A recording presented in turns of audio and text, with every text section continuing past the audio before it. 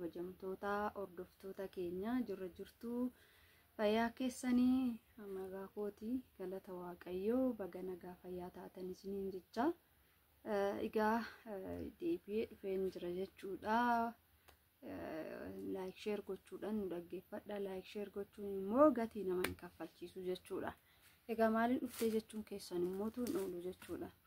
Wanti nani dhufeenis maal seetan obboleewwan koo namoonni hedduun gaafa biyyaa bahan kaleessa jechuudha viidiyoo isinii gadhiisan ture walumaa galatti waa'ee manaa ilaalchisee jechuudha.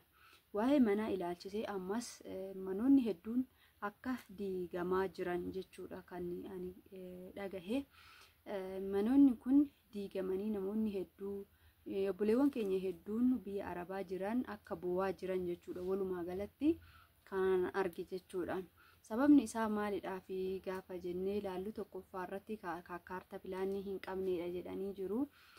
Keessattuu jechuudha manneen karaarratti ijaaraman jechuudha.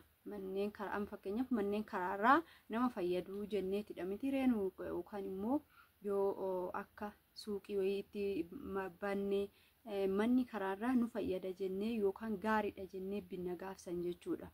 Erga binneetiin booda immoo akka carraa ta'ee karaan irra bahee xaariin keenya waggaa meeqa itti xaarri sun guyyaa takkatti nu jalaa baduu danda'a jechuudha.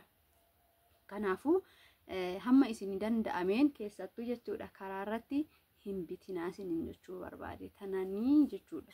Kara fuulduraatiif karaan irra isin jalaa bahuu danda'a yookaan immoo lafa argitanii reefu karaan bahee walumaa galatti karaan isaa kan bal'aa ta'e yoo ta'e filatamaadha. Garuu karaan isaa kan dhiphaa ta'e yoo ta'e yeroo biraatiif diigamuu danda'a jechuudha. Amma kan magaalaa Sallaa kana keessatti jechuudha manneen karaarraa yoo argitanii jiraattan daandii makiinatirra manneen jiran hundi isaaniitu akka jiraniin diigamanii jiru jechuudha. Sababni isaatis maalidhaaf seetanii karaarra waan bu'eef karaa saniif jecha diiganii jechuudha. Warroota akkasii saniif immoo warroota hafee cinaan hafee achumatti warroota immoo muluma keessaa dhabaman keessaa bahan mootummaan iddoo kennee fi mana kennee fi haala saniin mana inni kenneef sana keessa iddoo inni kenneef sana keessa jiraachaa jiru jechuudha. Walumaa galatti jechuudha. Egaa maalan dhaga'ee seetanii obboleettiin keenya tokko waggaa 3 arfaffaa keessan jira jette ergeen biyyaa bahee Amaariffaan dubbatti warreen Habiibaa hordoftan dhaga'uutii dandeessu jechuudha. Yeroo baay'ee ijoollee rakkina isaanii ishii birattidha kan himatan ijoollee shamarran gola madaamii keessatti rakkatan isaa ta'uu mudannoowwan adda addaa kan qaban isaa ta'uu ishii biratti dhaqanii waa'ee quuqama isaanii waa'ee jireenya isaanii waan barbaadan dubbatatu. Takkas kaa obboleettiin keenya tokko hoggaa 4 mana koo itti xaaree abbaan manaa koo osoo dhukkubuu naaf hojjetee waggaa arfaffaatti nangala quxaaxashii yookaan immoo qaamee isa jennu jechuudha. Qaaqumeerra nangala jedhee anumaati yaadee manni koo diigamee baay'ee gadditee baay'ee boochi jechuudha. Baay'ee gadditee baay'ee boochi. Yeroo sanii yeroo bitasanitti jechuudha bitanii ijaaranii waa hedduu itti baasanii dhugaa dubbachuu fi maallaqa erganii miti humni illee garaa nama nyaata. Humni namni tokko hojjetee akkamitti akka hojjetan gaafa laalan baay'ee garaa nama nyaata jechuudha. Bakki manaa kun baay'ee ulfaatadha. Ani akka kootitti akkuman kaleessa isiniin jedhee osoo galtanii karaan irra jalaa baalaata.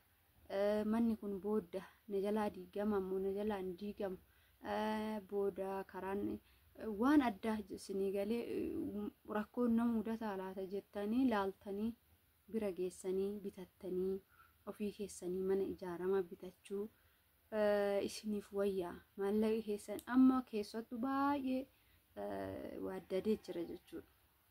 Qorqoorroo yoo fudhattan 600 fi luukiin takka 600 fi birrii 30 jechuudha. Luukiin takkittiin birrii 630 jechuun kan baay'ee ulfaataadha. Mana ijaaruun muknis akkasitti baay'ee widdiidha jechuudha. Munni takkittiin kanchiin takkittiin 300 jechuudha. 300 irrattuu waa hin dabala. Kanchii takkittiin jechuudha dhaaban takkittiin.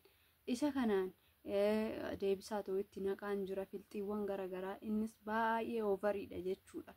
Kana hunda itti carraaqanii mana tokko gaafa dhabame yookaan immoo bulukkeettiidhaanis ta'uu danda'a. Innis maallaqumaan jechuudha. Wanni maallaqaan hin bitamne tokko hin jiru jechuudha. Chaakiin akkasii wantoonni mana keessa ittiin bareechan qalamiin garagaraa halluuleen garagaraa baay'ee nama fixu jechuudha. San laalanii gaafa mootummanni ofii nama jalaa xaariin ofii nama jalaa badu baay'ee ulfaataadha. Garuu ijoolleen akkasii waaqayyoon isin haa jabeessu. Humna qabdan fayyaa qabdanii ofitti aarinaayi galata kee jedha. Maaliif nama qaban jalaa waa bada waan ta'eef nama qabu jalaa waa bada. Amma mucayyoon kun baay'ee boochee hirir jettee jechuudha. Ofitti boochee aartee maaliif jennaan akkasitti abbaan manaa koo osoo dhukkubu ani immoo biyya Arabaa keessa dhattee biyya Arabaa jiraatte jechuun koo ergan ollee waan gaariin godhadha jedhee galee tana waan gaariin godhadha jedhee waan gaarii kana ergan godhadheen boodatti halkan takkatti mana ishiin guyyaa waggaa 4 xaarte halkan tokkoon jalaa diiganii jechuudha. Sinii galee qabeenyi tuni dhugaa dubbachuuf hin baay'ee rakkisaa jechuudha. Qabeenyi guyyaa takkaan kan baduu dandeessudha. Badus immoo warroonni rakkina akkasiisan keessa jirtanii waaqayyoon isin haa jabeessu. Ofitti aarinaayi qabeenyi akkuma argitan argattu siin dhabusi isin waan fayyaa qabdaniif mana san ijaartanii waan humna qabdaniif waan qaamni keessan guutuu ta'eef hojjettanii fiddanii sun sin jalaa bade waan ta'eef gadduu hin qabdanii aaruutii hin qabdanii ofitti waaqallee jechuudha. Gaddisiisuu hin qabdanii hojjechuudha. Hamma isinii danda'ame maallaqa keessan qabattanii galuudha jechuudha. Namoonni baay'een amma maatii isaaniitti ijoollee isaaniitti warri baay'een akka manni jalaa diigame kan ittiin himnetu jira. Kanaafuu immoo isaan san maaliif sammuu ishiitiin nagaa haa taatee jiraattu jedhanii warreen jalaa ittiin himne kan dhoksanii haga ishiin galtutti taa'atii jiran hedduu jira jechuudha. Kana fakkaata hordoftoota keenya. Wanni ani qabadhee dhufe har'a kanuma. Waa'ee mana kanarratti baay'isaa ta'u of eegaa. Achi teenyee mana binnaa, achi teenyee mana karaarraa, mana bakka gaarii bakka suuqii wayii itti nagaduu danda'u, nigdii wayii hojii wayii itti banuu danda'u bitaa achi namni naa arge jettanii gonkuma nama amaninaayi. Yoo maallaqni keessa yoo taa'e rakkoo hin qabuuti. Warri buukii qabdan buukii keessan irratti galchifachuu dandeessanii. Warri immoo hin qabne waaqayyo isin haa jabeessu. Namni amanamu hin jiru yeroo ammaa haadhaaf abbaa ofiitu namni amanuu dhiisee jira jechuudha. Namoonni baay'een irra caalan isaanii maatiidhaan kan miidhaman waan ta'eef baay'ee ulfaataadha jireenyi. Kanaafuu akkuma isinii danda'amettu maallaqa keessan qabattanii galtanii laaltanii bitachuu dandeessu isiniin jedha. Kana fakkaata. Oraa bulaa deebana.